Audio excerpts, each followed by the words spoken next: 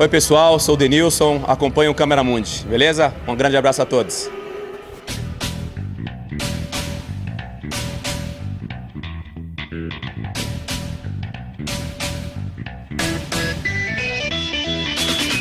Então, Grande Dia é uma peça filme da Confraria do Impossível, é uma peça que traz uma analogia do boxe. A partir de uma pesquisa minha, eu também sou boxer desde criança. E a partir disso a gente encontra esse dispositivo do boxe para trazer o grande dia, né, de diversos momentos e diversas etapas da vida de homens negros anônimos e homens negros que criaram algum tipo de marca, ou algum tipo de resistência, ou algum tipo de levante para a população negra, sobretudo os homens negros do século XX, né?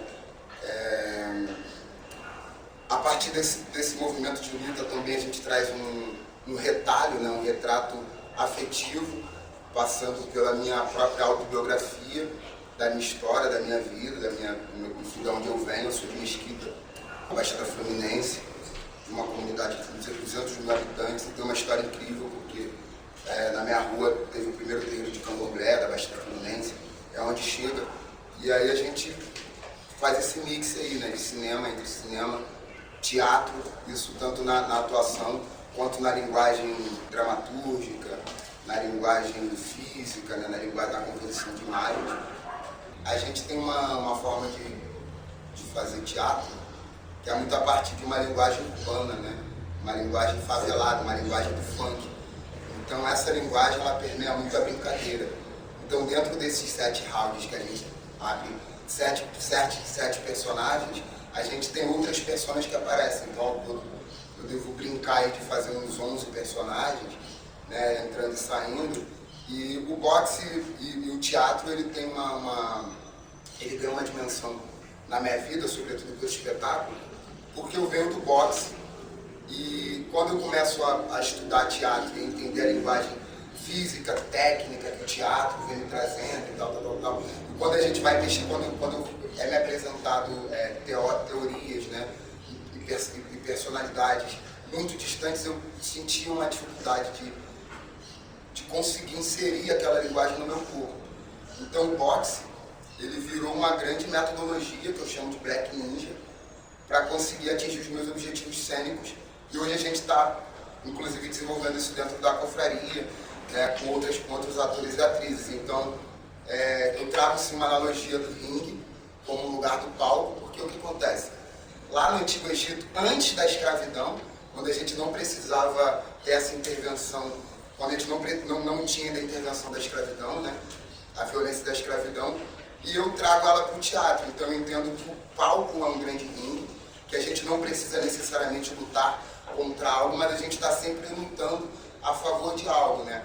E toda a metodologia que o boxe traz de base, de corpo, bloco, de movimentação, de ringue, de sparring, de luta de sombra, né, que é um tipo de luta que a gente não luta com ninguém, mas luta consigo mesmo, eu vou inserindo no teatro para trazer uma linguagem singular, que é uma linguagem que vai partir necessariamente disso, com influências de outras teatralidades, mas a gente sempre vai voltar na base do boxe, porque ali a gente encontra esse corpo-bloco que trabalha concentração, precisão, discurso.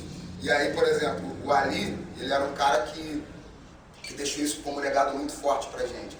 Ele não era só um boxeador, né? Ele não era só um boxer. Ele era um boxer, ele era um pai, ele era um filho, ele era um showman e ele tinha um discurso afiadíssimo.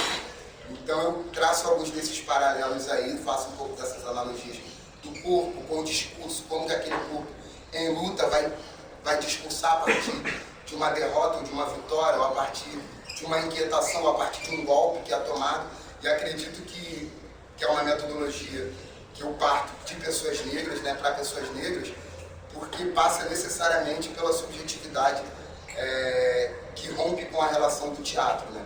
Ou seja, tanto um boxer, um lutador ou uma lutadora, quanto um ator e uma atriz negra, no percurso de casa até o teatro, ou até o treino, ou até o ringue, a gente já tem teatro, uma intervenção que pode ser poética, muitas das vezes violenta, que acontece até chegar ali. Então, naturalmente, quando um corpo negro, eu, por exemplo, favelado, de Mesquita, que tem que pegar um trem, que tem que, enfim, tomar dura da polícia para chegar no ensaio, para dar um texto, isso para mim já é o teatro. Já é esquiva, né? Já é esquiva. Da vida. Já está dentro de uma perspectiva que a gente trabalha também da esquiva, né? De como que a gente cria um corpo bélico sem necessariamente ser monstrificado.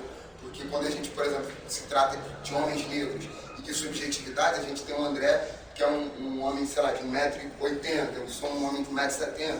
Se a gente tem um homem negro que é gay, tem 1,50m, então, todas as violências vão passar de formas diferentes nesses corpos. Mas tem uma coisa em comum, que é a cada vez que esse corpo reage, ele vai ser monstrificado, ou seja, ele vai ser abatido. E o que a gente também está trazendo aqui é que sim, nós precisamos ter um corpo bélico, porque não tem como a gente devolver para o mundo a todo tempo com amor, com poesia, aquilo que ele oferece para a gente como violência. Então o boxe ele também entra como um treinamento de autodefesa, sim, isso. Então a nossa forma de reagir é no palco, mas se a gente precisar, na vida, da autodefesa, como o Luiz Gama muito deixou para a gente como legado, né, que a autodefesa ela não é uma violência, ela é uma inteligência. Malthus falou isso, é um pouco do que a gente traz também como perspectiva, que rompe um pouco com a ideia do teatro, e a gente tá nessa grande busca de como a cada vez mais interligar isso, para a gente parar de ter que se defender na rua, para ter que se defender só no discurso, que é muito melhor. Acho que a grande premissa desse espetáculo também está muito direcionada, relacionada também a essa luta contemporânea do homem negro e a sobrevivência diante esse adversário que é o racismo estrutural, né? E aí a gente traz esses retratos desses homens que foram potentes em suas gerações, em suas áreas também, tanto o Muhammad Ali, que trouxe um lugar de exaltação da beleza negra a partir dos anos 60, uma coisa que a gente está falando aqui no Brasil agora, ele já trazia nos anos 60, a gente traz também o Malcolm X, a gente traz o Abu Jamal, então dentro disso também permeiam os assuntos diretamente ligados ao racismo estrutural, como esse lugar do aprisionamento do homem negro, do encarceramento em massa do homem negro, do assassino, do genocídio da população negra, da intolerância religiosa em relação às matrizes africanas. Então, diretamente e indiretamente, a gente vai passando por esses rounds, né? Que a peça também se estrutura como uma luta, a partir do número 7 também, que é um número muito, que está muito ligado a alguns símbolos, tanto teatrais quanto espirituais. A gente parte desse lugar de 7 rounds, e aí cada round a gente traz uma referência tem uma referência mais pessoalizada, de também tirar esse olhar dos grandes nomes e também trazer para o olhar desses homens também que construíram a história desse país, homens e mulheres negros que construíram a história desse país, tanto com o seu trabalho quanto a sua construção cultural, artística. Então a peça passa um pouco por esses lugares. Tem esse lugar do homem afrodiaspórico, que é uma referência também aos homens que estão aqui em diáspora, tanto na América Latina quanto nos Estados Unidos também, então é mais voltado para esse lugar. O homem negro e um retrato contra o racismo estrutural no século XX e no começo do século XXI. Se quiserem continuar. Acho que o grande contexto eu meio que faço uma análise do espetáculo mais de fora, pensando no lugar da produção junto com uma análise meio que academicista do espetáculo. Mas o grande link do espetáculo é entender a ancestralidade desse homem negro que ele perpassa, um passado, um presente e um futuro. Então isso vem não apenas num conceito e na dramaturgia. Eu acho que a dramaturgia ela puxa que o espetáculo tenha uma qualidade ética e estética muito forte em relação do que a gente pensa sobre ancestralidade. Então, não são só esses homens negros que são retratados na dramaturgia, mas as pessoas que são convidadas a participar da peça-filme também estão nesse lugar. Então, a gente tem a participação do Wilson Rabelo, a gente tem uma participação do Nando Cunha, a gente tem a vozes, né, da Mariana Nunes, da Vilma Mello. Então, são personalidades negras que compõem essa construção dessa afrodiáspora e dessa construção de militância e de luta hoje, de sobrevivência na arte e na vida, que traz um parâmetro do que a gente quer para um futuro também. Então a gente passa pelas personalidades do passado, do presente, para a gente entender, e aí no decorrer da peça a gente vai entendendo esse futuro para esse homem negro, então para essas pessoas negras, crianças negras que estão por vir também. E é muito importante também colocar que é um lugar de que o Jeff traz, de um lugar de uma perspectiva afrofutura, né? Afrofuturismo. A gente não que esses temas perpassam por muitas coisas pesadas, mas a gente tenta romper com alguns signos que o corpo negro está muito ligado do século XX, como o símbolo da escravidão, símbolo dessa exploração, dessa sexualização do corpo negro. A gente vai para uma outra perspectiva que está também ligada à estética, à linguagem, como que a gente faz também em cena, mas diretamente no discurso. Esse lugar também de romper esse lugar de, sabe, de escravização, do negro violento, dessas imagens também muito estereotipadas, enfim, no Noite do Céu. Tem uma questão também que é, quando o André fala que a gente rompe com essa narrativa da escravidão, sobretudo também para criar um imaginário para uma juventude que ainda vai viver uma vida adulta, e como que a gente vai refletir a vida adulta de homens negros, de meninos negros, a partir de um lugar que não é o lugar da escravidão. E aí o Muhammad Ali traz muito isso pra gente, né?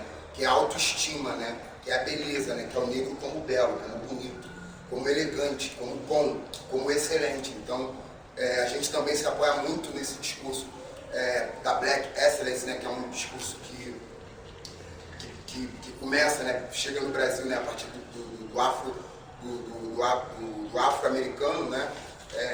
Porque a gente acredita que a gente também consegue, além de denunciar, né, a história, acender um farol e apontar um rumo, apontar um caminho para pessoas negras que estão vivendo hoje nessa sociedade. Então isso é diretamente um lugar de continuidade. A gente não parte de um lugar de que a gente está inovando, mas um lugar de dar continuidade àquilo que foi construído, mesmo nos anos 60, que a gente tem um hiato.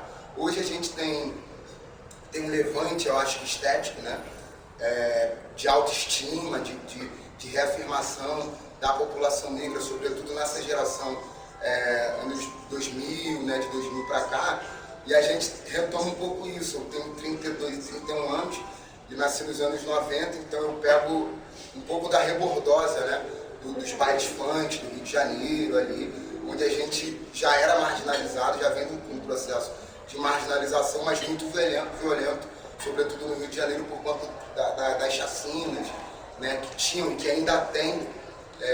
Então eu acho que um grande ponto assim também é a gente acender um farol para um público jovem e que precisa refletir a sua vida adulta, sobretudo a longevidade, né, de uma vida preta, né. A gente tem uma perspectiva a cada 23 minutos um jovem negro morre, e com essa peça a gente quer diretamente romper e quebrar com esse estigma, quebrar com essa realidade e criar uma possibilidade de uma longevidade, de uma vida longa. Como artista, a gente fala muito do campo artístico, também como artista, poder ser velho e continuar sendo artista, não morrer na praia. Muito bem, sensacional. Muito obrigado, então, queridos amigos aí da Confraria do Impossível, Jeff, André, Reinaldo. Agradecemos demais a participação.